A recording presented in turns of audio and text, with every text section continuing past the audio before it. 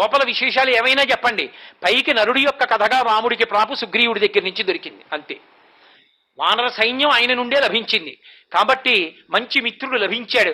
ఇవి అంత కష్టంలో ఉన్నవాడికి ఉపశాంతికారకములే అంతవరకు. కాబట్టి సూర్యనారాయణమూర్తి యొక్క అనుగ్రహం రామాయణంలోనూ మహాభారతంలోనూ కూడా ఆయన అంశలలో వచ్చిన వారు ఉన్నారు కాబట్టే ధర్మం నిలబడింది, అధర్మం మడిసిపోయింది.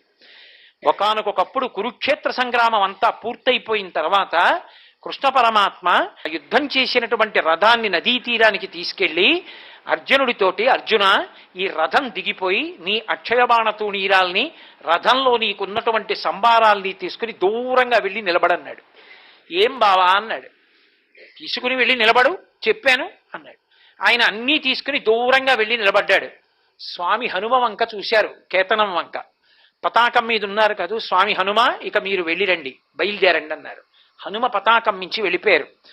వెళ్ళిపోగానే కృష్ణ పరమాత్మ రథ పగ్గాలు విడిచిపెట్టేసి ఒక్కసారి రథంలోంచి దిగ్గున దూకారు దూరంగా. దూకడం ఏమిటి, రథం భగ్గున కాలిపోయింది. కాలిపోగానే అర్జునుడు తెల్లబోయాడు. బావా రథం ఎందుకు అలా భగ్గున కాలిపోయిందని అడిగాడు. అర్జున ఇది ఎప్పుడో కాలిపోయింది. భీష్మ, ద్రోణ, కర్ణ, కృపాచార్యాది వీరులు వేసినటువంటి అస్త్రముల యొక్క వేడికి రథం తగలబడిపోయింది. అది తగలబడిపోతే లోపల నువ్వున్నావు, అందుకని ఇన్నాళ్లు దాన్ని ఉంచాను. యుద్ధం అయిపోయింది, నీకు విజయం కట్టబెట్టాను, అందుకే కాలిపోవడానికి అనుమతించాను, ఆ అస్త్రముల యొక్క ప్రభావం చూడడాన్ని అనుగ్రహించాను అన్నాడు. అంటే కర్ణుడు విడిచిపెట్టిన అస్త్రాలు అర్జునుడి రథం మీద ఎంత ప్రభావం చూపించాయో చూడండి. అంతటి మహానుభావుడు సూర్యనారాయణమూర్తి యొక్క జోక్యం, ఆయన యొక్క అనుగ్రహం, ఆయన యొక్క అంశ ఎక్కడ ఉన్నా సరే ఏదో ఒక రూపంలో ధర్మరక్షణ కొరకు నిలబడుతూ ఉంటుంది.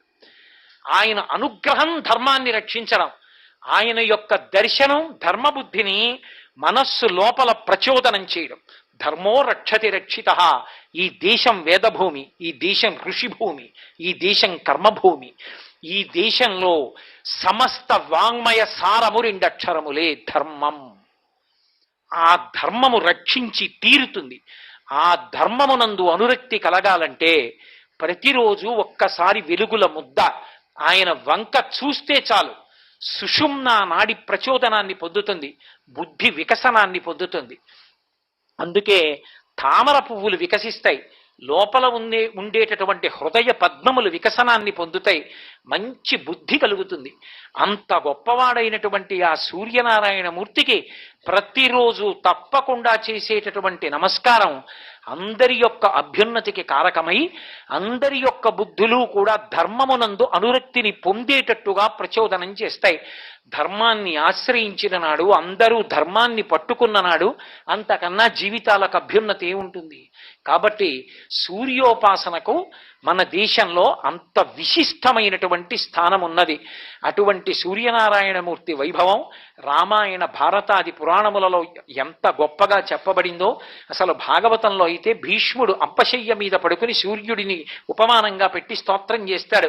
ఒక సూర్యుండు సమస్త జీవులకు తానొక్కొక్కడైతో చపోలిక ఏ దేవుడు సర్వకాలము మహాలీలన్ని జోత్పన్య జన్య కదంబముల హృత్ సరోరహములన్ నానా విధానోరూపకుడైనట్టితోచు హరినే ప్రార్థింతు నశ్రాంతమున్నంటాడు.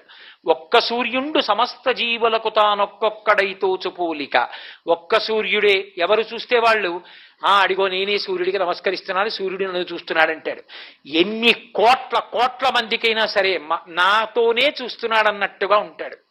ఉండేటటువంటి ఆ సూర్యనారాయణమూర్తి ఉన్నాడే, ఆయనే శ్రీహరి, ఆయనే లోపల ఉన్నటువంటి అంతరాత్మ, ఆయనే మంగళకరుడైనటువంటి పరమశివుడు, ఆయనే మూడు మూర్తులు కలిసిన పరబ్రహ్మ స్వరూపం, ఆయనే వేదత్రయీ శరీరముగా కలిగినటువంటి మూల కందము. అటువంటి భగవానుణ్ణి రోజు దర్శనం చేయడానికి ఏ దేవాలయానికి కూడా వెళ్ళక్కర్లా.